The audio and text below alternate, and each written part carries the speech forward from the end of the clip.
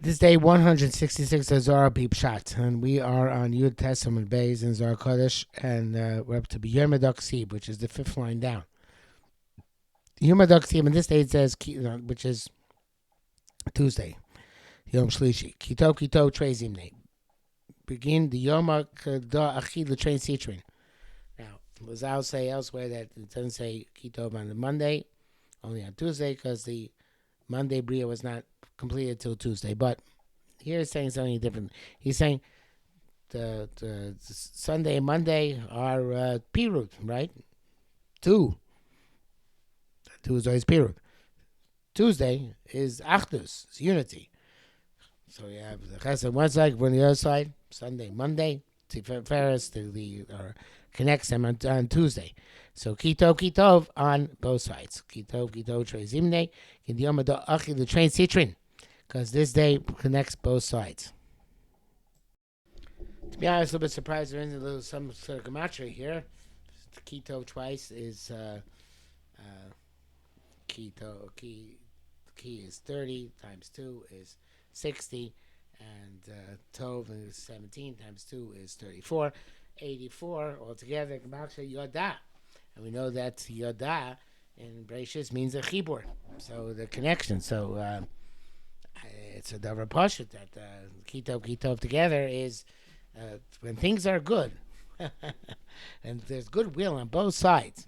So you can get the situation of yediyah, that people can know each other well and relate to each other well in a profound and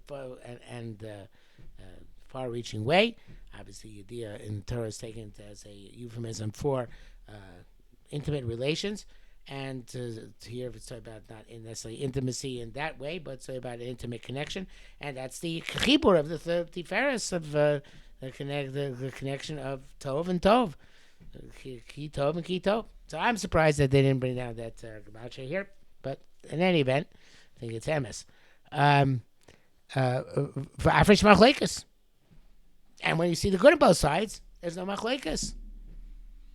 It's always negative to see, but if you see kitov, then the machlekes is separated. Amar lahai sitra kitov, lahai sitra kitov. Both sides, you're good and you're good. Everybody's good. Okay, it's a beautiful idea. Vaskiminayu, and there's askama, there's agreement and unity between them. And also that's what it says on Tuesday, evidently. Trains even Vayomer. It's not a mirror to both sides, right? The mirror to both sides obviously represents also this idea of relating to both sides, and the way to connect both sides is see the good on both sides, and to address both sides, not to ignore one or favor one or the other. Hacha, and here is Raza Dishma de Arba Aspan. It's a name of four letters. Khalifa Mechakaka, which is engraved and carved. Sleek the tracer Aspan, which extends into 12 letters. So we know each of the four letters, according to most of them, Farshim here, each of the four letters of the Yud K Vav K expands into the Yud and Yud Vav Dalet, Hey and Hey Aleph, or the et cetera, et cetera. So so altogether you get 12 letters, but I'm not sure if that actually works out, because not all of them expand into four letters. So it's a three letters. Actually, is Yud is 3, Hey it's 5, and Vav is 3. That's 8, and Hey is 10. I saw somebody though, so it says that Farshim say it's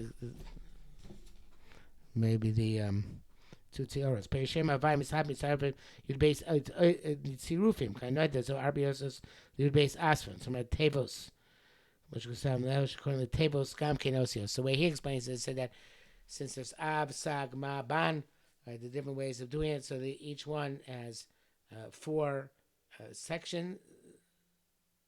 How does it come out? Ab, sag, ma, ban. It's 16, no? I got to 12. Okay, so I looked this up here. So the 12 months of the year have each one as its year for the Shem Havaya, which is its year. You take the four letters of the Shem Havaya, and you can get the 12 different ways of rearranging them. That's what it is. The four letters Shem Havaya, and the different Shita Sari, Shita of the Ramak, the and then this website I'm looking at, kinuyim.web.app. For example, the Rizal and Nissan is the all Russian Tevos. Nissan is Yud K Vav K. It's Yiskush Ma'askal Aretz. Ir is Yud K Hey Vav. Yishala Mishala Askal V'Yadoa. Sivan is Yud Vav K K. Yisedos is Salam Mishkan Shenis. Tammuz is Hey Vav Hey Yud. Zeh Einenu Shavali. That's Sofei Tevos, etc., etc. So okay, but so that makes sense that there are 12 of them, the tzuvim corresponding to the 12 months of the year, because that's what makes everything united. The 12 months of the year represent the totality. Of course, it represents the 12 shvatim, the 12 constellations. This totality obviously is brought together by the way the letters can be rearranged in order to form these different tzivurvim. So Michal Sark, the trace are Asur and Ba'arba Duknin, in four countenances. Barbara Sitchwin on the four sides, Rosh Kusai Kadisha, and its own grave, Kusai Kadisha. Barbara represents also the 4 seasons, 3 months per season. And somehow the Chayos and the Merkava represent that as well. How they represent it, I don't know. But in any event, the point is that unity is when the Shem Hashem goes out in 12 directions. Three directions on 3 levels on each side, represents just like the Shvat in the Midbar, and this totality represents the ultimate unity. Once I put that, I don't remember if it's put exactly this way, that we count in base 10, Kabbalah counts in base. No, I don't know if I say this. I might just making it up. But the 12 represents all the disparate sides united by the one, right? That makes it echad, right? Echad is 13 because he won in the middle. The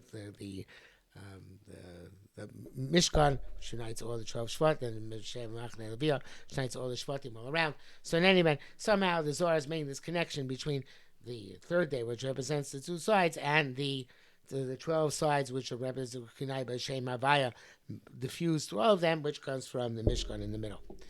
Okay. But I want to go back to the lesson which I said before. You want to make peace, you have to see the good in everybody. You have to speak to everybody on both sides equally, and that way everybody can know each other appropriately and address each other and relate to each other in a profound way. And we'll stop here for the day.